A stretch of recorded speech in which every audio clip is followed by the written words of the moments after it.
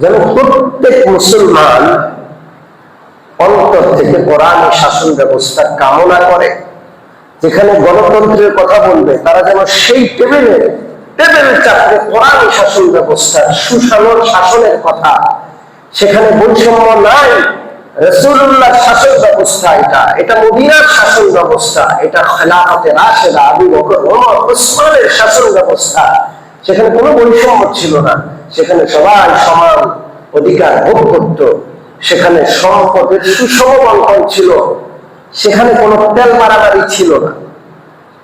এটা বলে যেন আপনি বুক খুলে কথা বলতে পারেন, এই জন্য আপনাকে এই আলোচনাগুলো খুব মনোযোগ দিয়ে শুনতে হবে এবং বুঝতে হবে এবং বলার মতো বাকশক্তি আপনাকে অর্জন করতে হবে ইনশাআল্লাহ।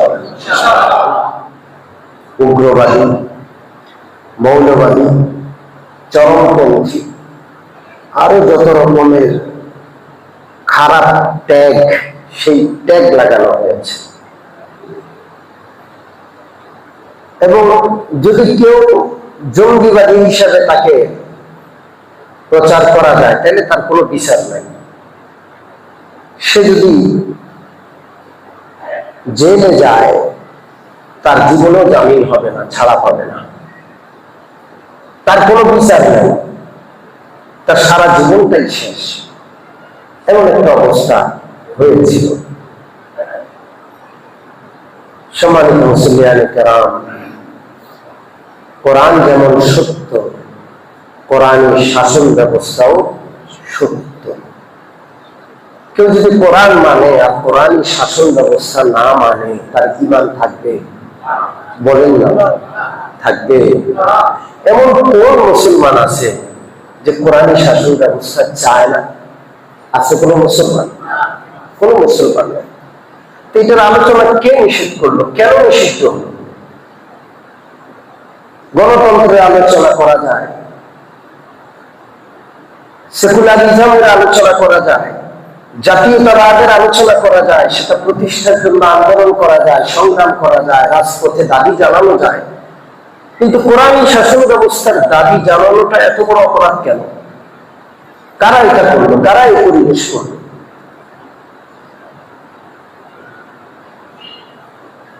সম্মানিত উপস্থিতি, ছাত্র আন্দোলনের মাধ্যমে, বৈষম্য বিরোধী ছাত্র আন্দোলনের মাধ্যমে একটা সরকারের পতন হয়েছে। নতুন একটা সরকার এসেছে, অন্তর্বর্তীকালীন সরকার। সারা বাংলাদেশের মানুষ একটা পরিবর্তন চায়, সংস্কার চায়, যারা একটা নতুন বাংলাদেশ দেখতে চায়। আগের 50 বছর যে বাংলাদেশ অতিবাহিত হয়েছে সেখানে আর ফিরে যেতে চায় না। আমার কথার সাথে আপনারা একমত? এটা শুধু আপনারা না, ছাত্ররা বলছে, যারা কষ্ট করে আন্দোলন করেছে তারা বলছে, এমনকি দেশের আপামর জনগণ এটা চাচ্ছে, চাই বিএনপি হোক, চাই আওয়ামী লীগ হোক, সবাই একটা সংস্কার চাচ্ছে। এই সংস্কারটা কি, কেমনে সেটা হবে? এমন একটা দেশ চাচ্ছে যেখানে বৈষম্য থাকবে না, কারণ ছাত্ররা বৈষম্য বিরোধী আন্দোলন করেছে।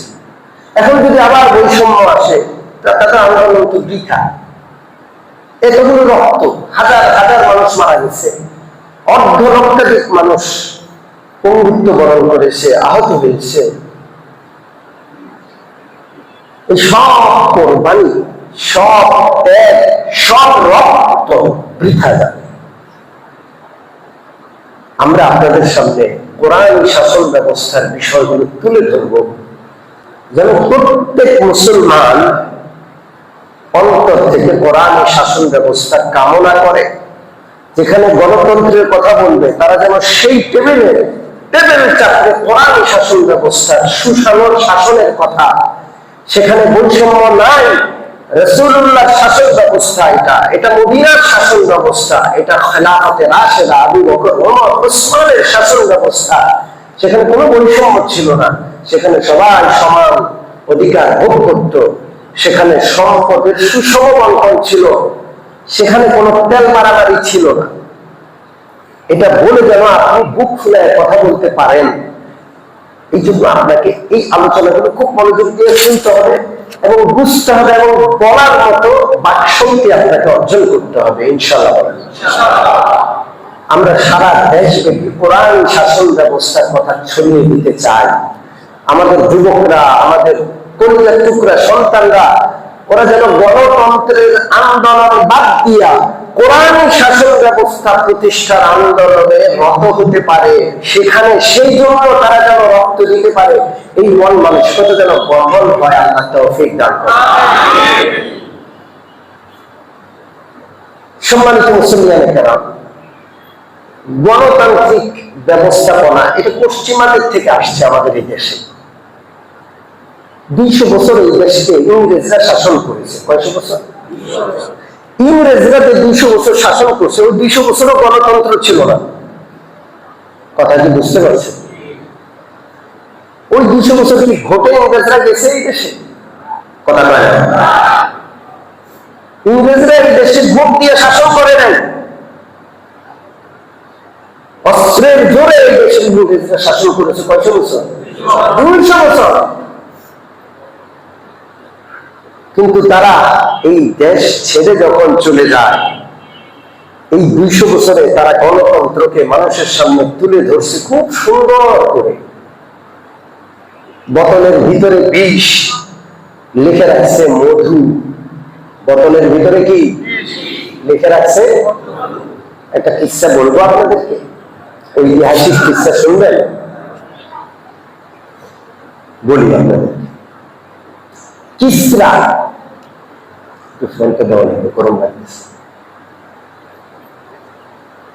আল্লাহ রাসূল সাল্লাল্লাহু আলাইহি ওয়াসাল্লাম যখন মদিনাতে ইসলামী শাসন ব্যবস্থা কায়েম করলেন,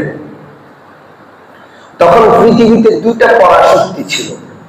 কয়টা? জোরে বলেন। 2টা পরাশক্তি। একটা ছিল খ্রিস্টানদের, যেটাকে রোম বলা হতো, তাদের সম্রাটকে রোম সম্রাট বলা হতো। আরেকটা ছিল অগ্নি পূজক, মূর্তি পূজকদের শাসন ব্যবস্থা, সেটাও পৃথিবীর পরাশক্তি ছিল, সেটা পারস্য বলা হতো। পারস্য সাম্রাজ্য, সেই দেশের শাসককে পারস্য সম্রাট বলা হতো। আল্লাহ রাসূল সাল্লাল্লাহু আলাইহি ওয়াসাল্লাম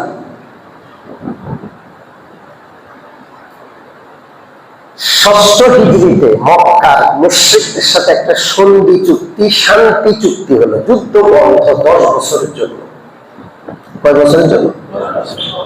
মক্কার লোকদের সাথে একটা চুক্তি হলো, 10 বছর আমরা কেউ যুদ্ধ করবো না, শান্তি চুক্তি। এখন যুদ্ধ নাই।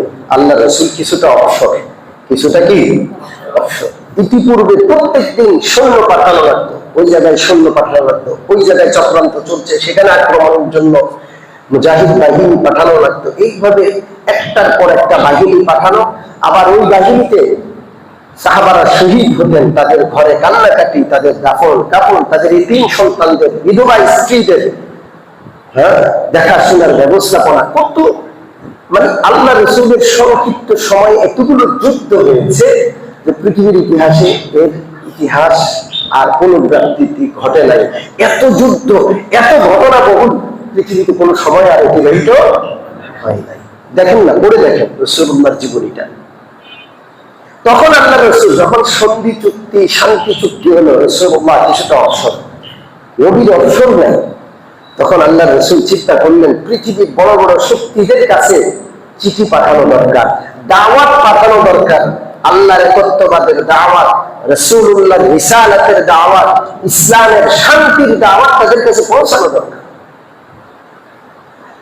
আল্লাহর হাবিব সাল্লাল্লাহু আলাইহি ওয়াসাল্লাম পৃথিবীর 2 পরাশক্তি রোম সম্রাট, পারস্য সম্রাটের কাছে চিঠি পাঠালেন।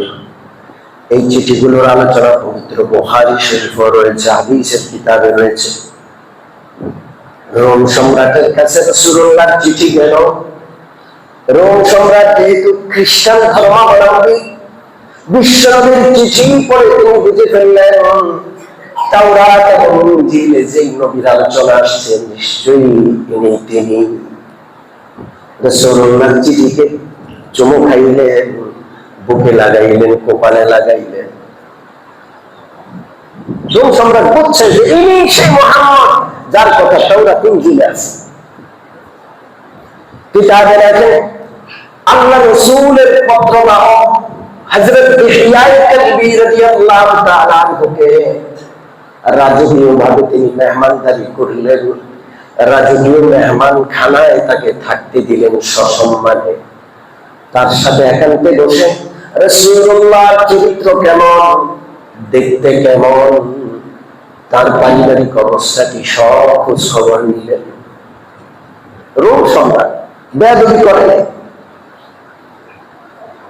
তিনি বলেন যে ইনি যদি সেই নবী হন তাওরাতে যার কথা আছে, তাহলে অতি সত্য আজকে যে জমিনের উপর আমি বসে আছি, আমার কদম যে মাটিতে, এই মাটিও তার দখলে চলে যাবে, এই দেশ তার দখলে চলে যাবে।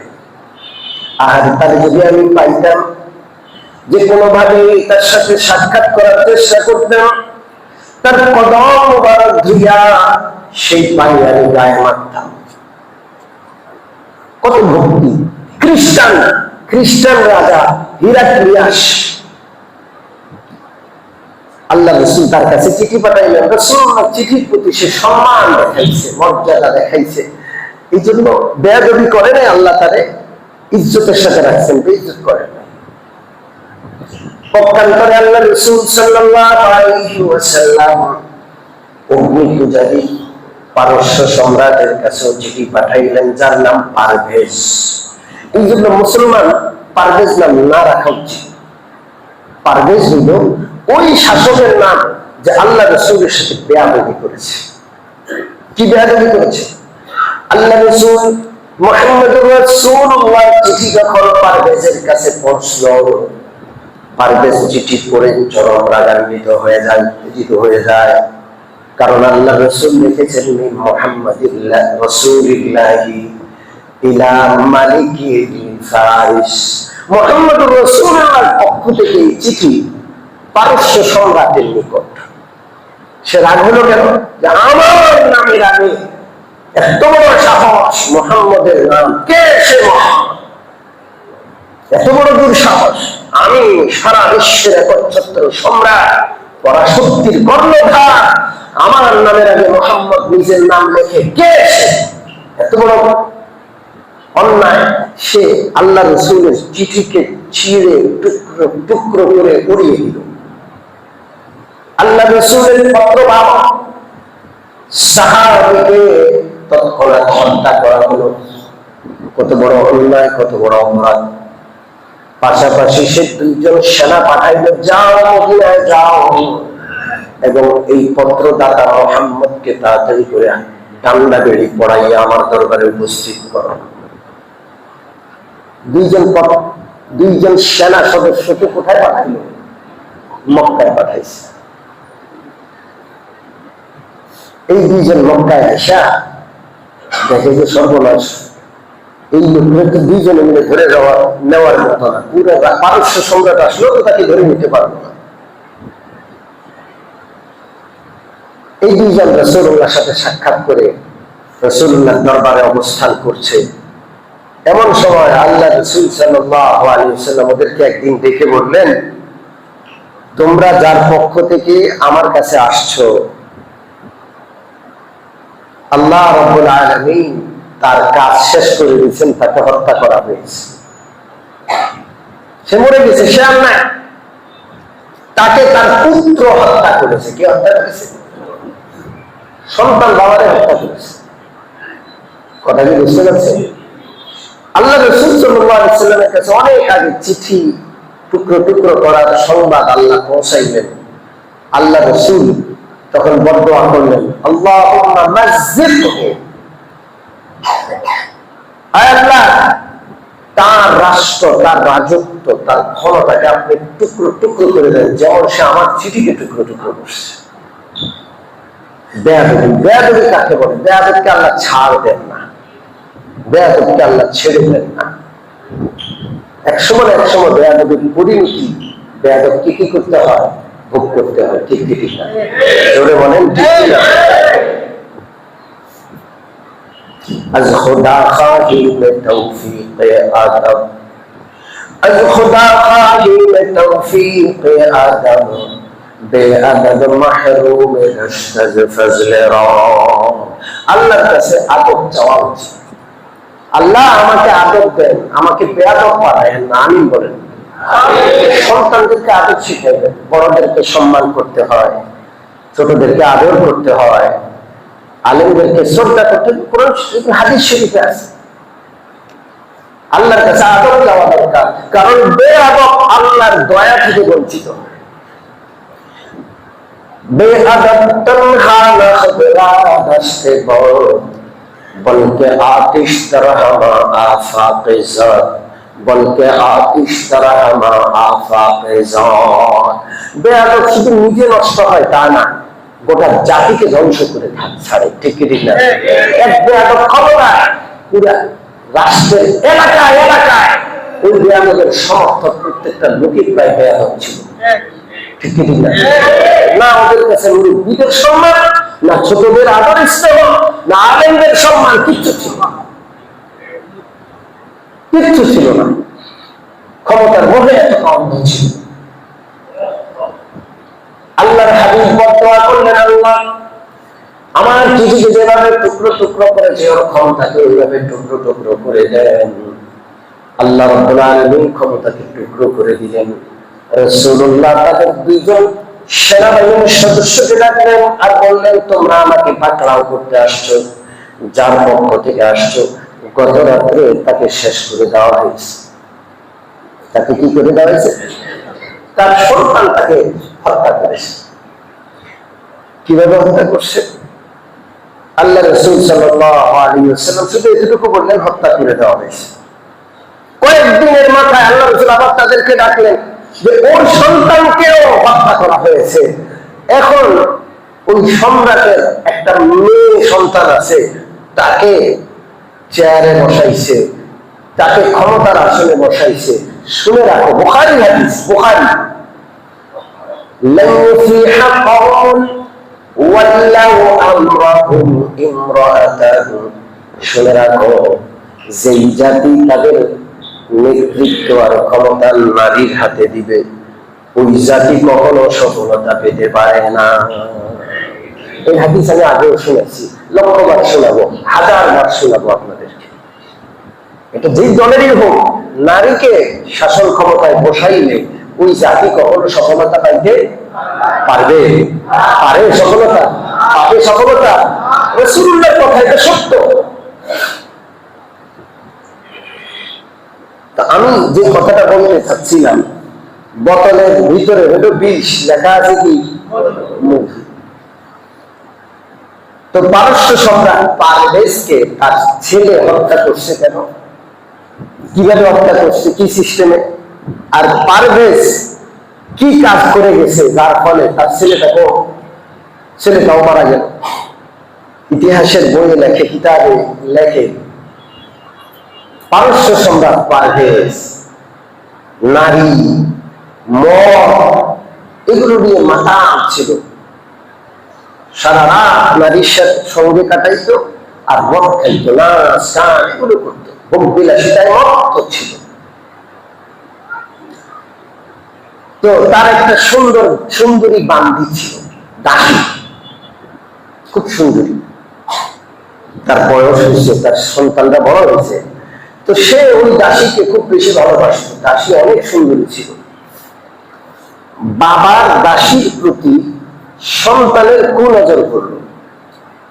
পারভেজের ছেলে, রোম সম্রাটের ছেলের কুনজর করল বাবার দাসীর প্রতি।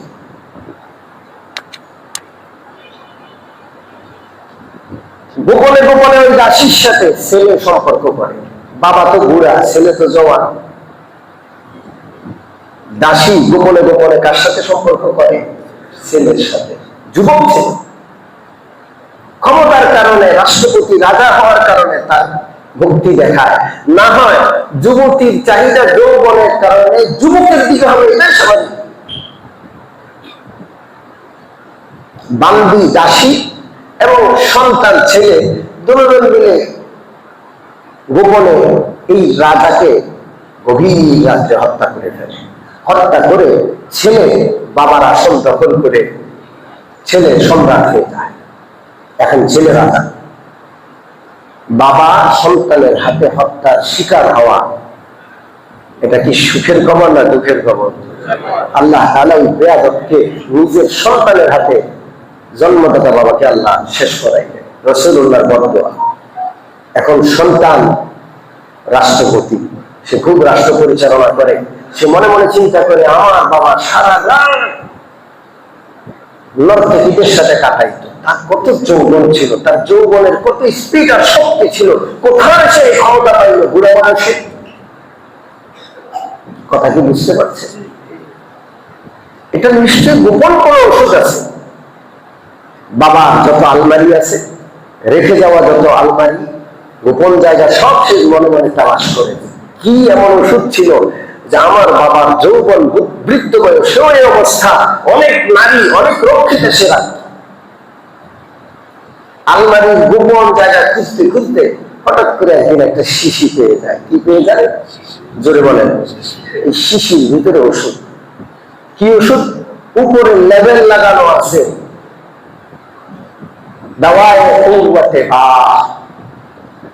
যৌবন বৃদ্ধি করার মহা ঔষধ। লেখা আছে কি? যৌবন বৃদ্ধি করার যৌন শক্তি বর্ধন মহা ঔষধ লেখা আছে।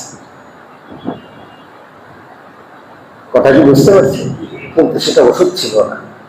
রোম সম্রাট অনেক চালাক ছিল, সে বুঝতে পারছে যে আমার ছেলে আমাকে শেষ করবে এবং একটা সময় আমার ছেলে যৌবনের নেশায় মত্ত হয়ে ওষুধ তালাশ করবে।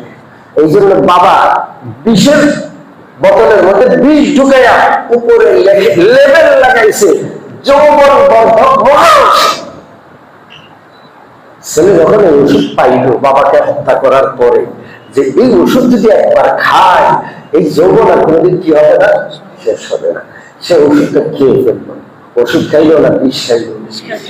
জোরে বলেন। বাবাকে হত্যা করে সন্তান হাতে গোনা কয়েকদিন রাজত্ব করলো, বিষ খাইয়া সে মারা গেল। এরপরে তার বোন রাজত্ব দখল করলো। আল্লাহ রাসূল মদিনায় বসে বসে আল্লাহর পক্ষ থেকে সংবাদ পান আর বলেন, যেই জাতির নেতৃত্ব কোন নারীর হাতে যায় সেই জাতি কখনো সফলতা পাইতে পারে না। আমার আসল কথায় ফিরে আসি। গণতন্ত্র এমন একটা বিষ, এই বিষ যেই বোতলে রাখা আছে সেই বোতলের উপরে লেখা আছে গণতন্ত্র, ভিতরে হইল বিষ। জনগণকে বোঝানো হচ্ছে তোমাদের অনেক ক্ষমতা, সব ক্ষমতার মালিক তোমরা, সব ক্ষমতার মালিক জনগণ। বলেন কি বলে না? জোরে বলেন। এটা জনগণকে বোঝানো হচ্ছে। জনগণ মহান খুশি, 5 বছর পর পর একবার ভোট দিব, ক্ষমতা দেখাইব। কয় বছর পর? এটা কি ক্ষমতা? জোরে বলেন। এটা কেমন ক্ষমতা যেটা দেখাইতে কয় বছর অপেক্ষা করা লাগে? 5 বছর। আর এই ক্ষমতা আপনি দেখাইতে পারবেন, আপনি ভোট দিচ্ছেন, আপনার ক্ষমতা কি প্রকাশ পাইছে? পায়? কথা কয় না। আপনি যাকে ভোট দিচ্ছেন কি পাস করে? ফেল করে। জনগণকে সকল ক্ষমতার উৎস বলে জনগণকে ধোঁকা দেওয়া হয়। সকল ক্ষমতার উৎসকে এই গণতন্ত্র থেকে বের হতে হবে। এই গণতন্ত্র থেকে বের না হইলে মুম্বাই বসে বলছি, আল্লাহর শপথ করে বলছি, কোনদিন এই অন্যায় অবিচার থেকে বৈষম্য থেকে বের হওয়া যাবে না।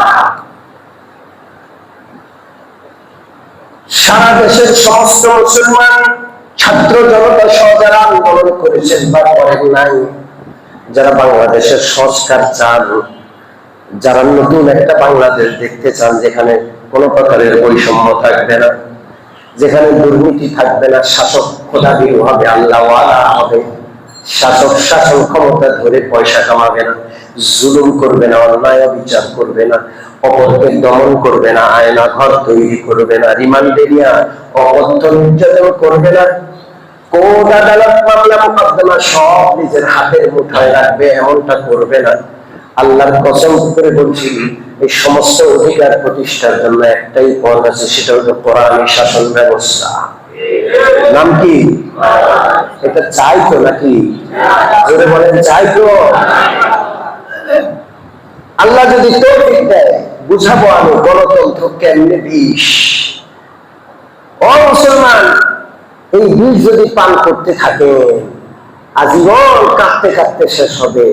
আপনার আমার বাবারা কাঁদতে কাঁদতে চলে গেছে, আপনারাও কাঁদতে কাঁদতে চলে যাব। একটা সুন্দর নিরাপদ বাংলাদেশ রেখে যেতে পারবো না। এখানে শুধু বৈষম্য, একদল যাবে পতন হবে, একদলের আরেক দল আসবে, আরো বড় জালেম হয়ে আসবে। একদল গেছে, এখন চাঁদাবাজির জায়গাগুলো আরেক দল অগ্রিম দখল করে ফেলছে। ঠিক কি ঠিক না? জোরে বলেন। পরিবহন সেক্টরে যান, চাঁদাবাজি কমছে না বাড়ছে? বাড়বে, আরো বাড়বে। এটা 16 বছরের ক্ষুধার্ত। কয় বছরে? 16 বছরের ক্ষুধার্ত। বলতেছে 20 বছর, 20 বছরের ক্ষুধার্ত। সম্মানিত উপস্থিতি, আমাদেরকে সিদ্ধান্ত নিতে হবে। আমরা কোরআনী শাসন ব্যবস্থা চাই ইনশাআল্লাহ। জানি না কোরআনী শাসন ব্যবস্থা হবে কিনা, হয়তো আরো অনেক সময় লাগবে, কিন্তু আমি আপনি যদি অন্তর থেকে চাই আর অপরদিকে কোরআনী শাসন ব্যবস্থা নয় এগুলোকে ঘৃণা করি, আমার আপনার ইমানটা বেঁচে যাবে ইনশাআল্লাহ।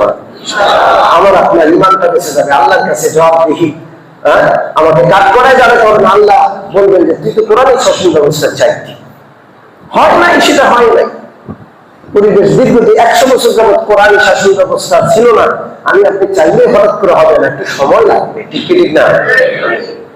কিন্তু চাইতে হবে, বিশ্বাস করতে হবে যে কোরআনী শাসন ব্যবস্থার মাধ্যমে একমাত্র এই জমিনে ইনসাফ, বৈষম্যহীনতা, মানুষের অধিকার একমাত্র কায়েম হবে ইনশাআল্লাহ। আল্লাহ আমাদের সকলকে কোরআনী শাসন ব্যবস্থা বাংলার জমিনে, পৃথিবীর জমিনে আল্লাহর দেওয়া শাসন ব্যবস্থা দেখে যাওয়ার তৌফিক দান করেন।